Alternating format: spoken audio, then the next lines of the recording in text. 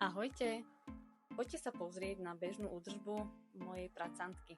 Toto auto, okrem bežného použitia a každodenného jazdenia, používam aj ako servisné vozidlo a teda prepravujem s ním aj tricku, preto je pre mňa dôležitá jeho spoľahlivosť.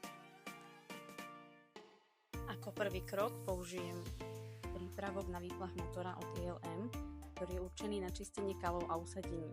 Obsahuje špeciálnu zmes prísad, ktorá pomáha na dokonalé vyčistenie motora. Odburáva nahromadený olej a kál, takže účinne zbavuje systém motorového oleja od nečistôt a škodlivých usadení.